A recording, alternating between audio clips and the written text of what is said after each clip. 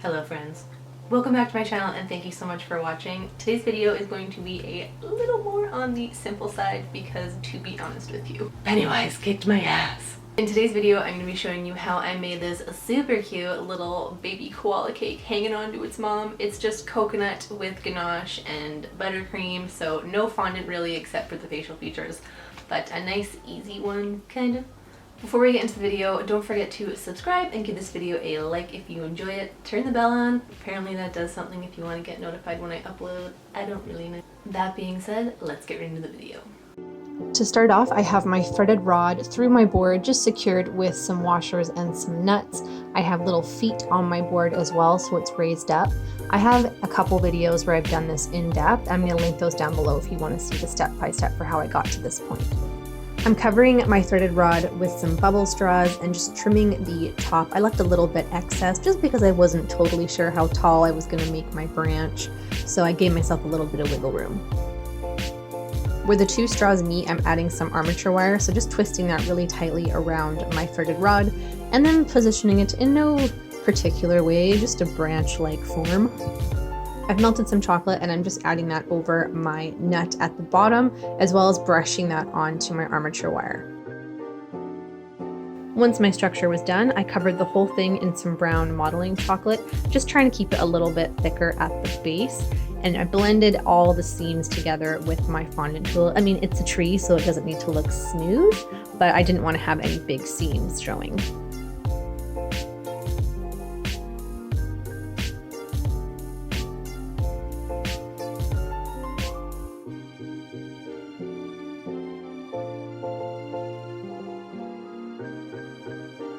Moving on to my koala, I have 3 layers of 5-inch cake and 2 layers of 4-inch cake, and I'm stacking those up with some chocolate ganache.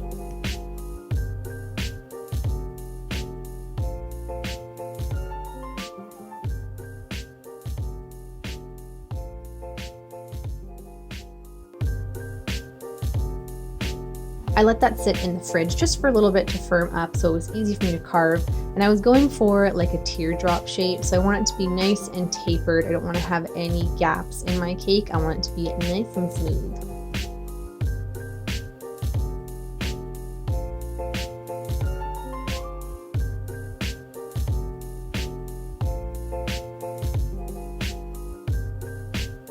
When I was happy with the shape, I added a thin layer of chocolate ganache just to lock in all those crumbs and really smoothed it out using a piece of cardstock so that it would just form to the shape of the cake, and set that in the fridge to chill.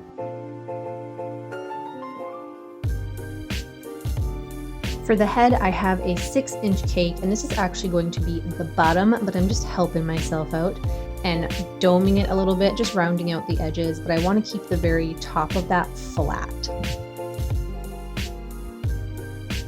I'm adding a cake board that is roughly the same size as the top of the body and just securing that in place with a little bit of ganache before flipping that over.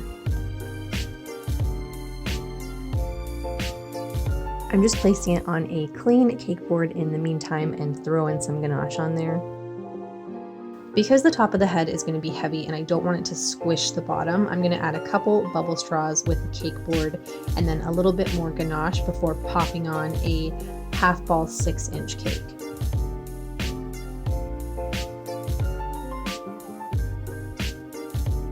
Instead of carving this down, I want to fill in the gaps there with a little bit of cake pop mixture. So just my offcuts, I added a little bit of buttercream too until I had like a dough consistency. And I'm just building the shape of the head.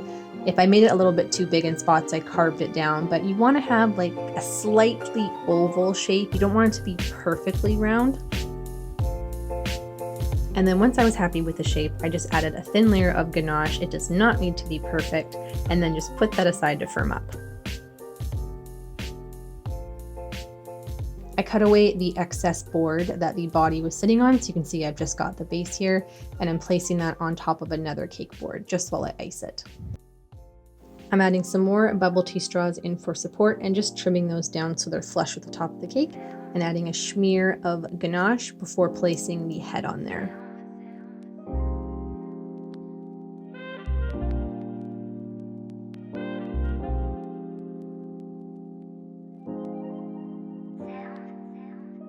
At this point, I'm going to add some vanilla buttercream over the whole thing because once I add my coconut, there's bound to be some gaps and I don't want to have that dark chocolate showing through. So I just want to get all of it covered as best I can. Again, it doesn't need to be perfect, and I was using that cardstock again just to get it as smooth as I could.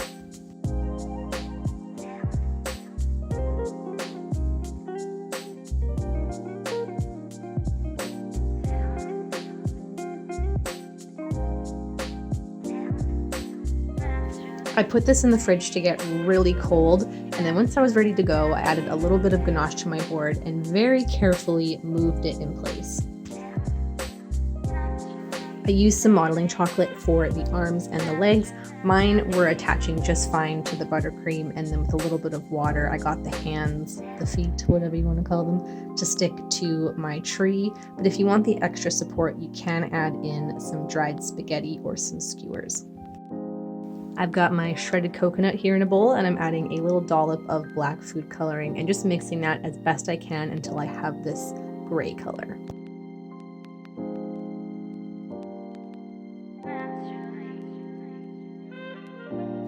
To help my coconut stick to the limbs, I'm just brushing them with a little bit of piping gel. So now I'm going to start scooping it on there.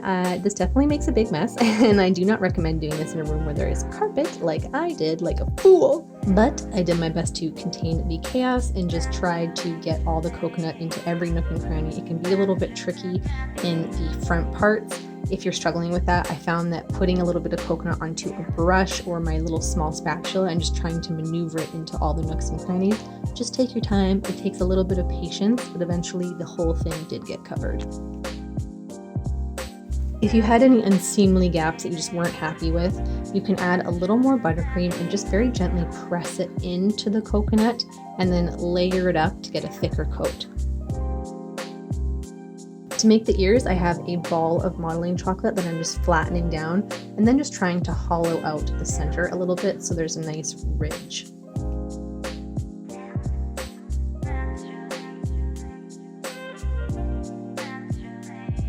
I lopped off an edge so that it's going to sit nicely against the rounded head of my cake, and then brushed the whole thing with some piping gel and dipped it into my coconut until it was covered.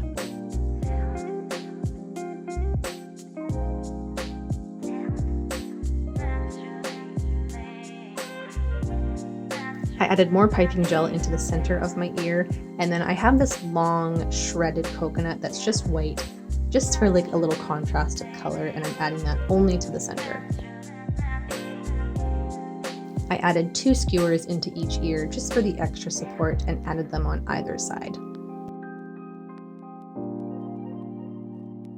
So now I'm going to start adding the features. I shaped out the nose with some black modeling chocolate. You can see it's just tapered slightly at the top.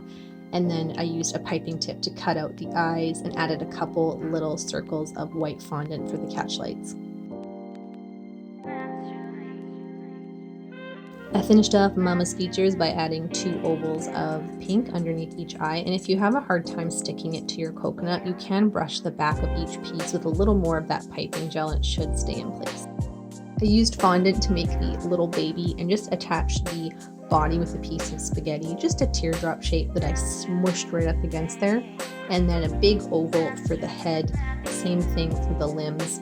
If you want the extra support, you can add more spaghetti, but water was enough for me just to hold everything in place.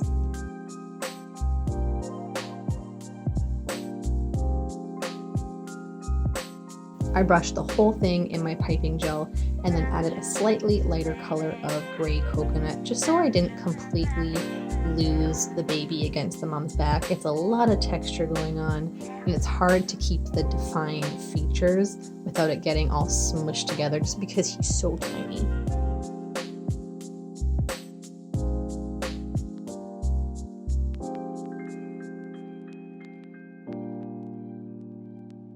I made a little mini ear. I didn't bother with the second one because it would have been hidden by the mom's body, and then just mini little features and a tail.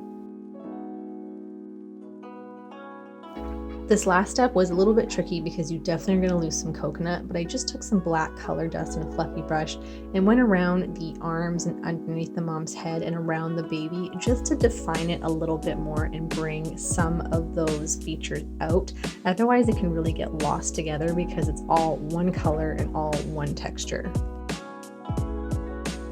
I covered the board in some green coconut, and then for the leaves from my eucalyptus tree, I just cut out very general leafy shape and marked a line down the center.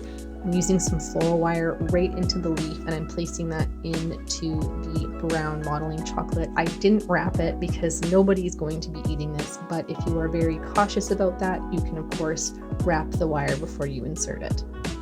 And this was a final result, guys. Very simple, but also very cute. This is probably the last cake that's not going to be fall or summer themed, so soak it up. Thank you so much for watching, and I will see you in the next one.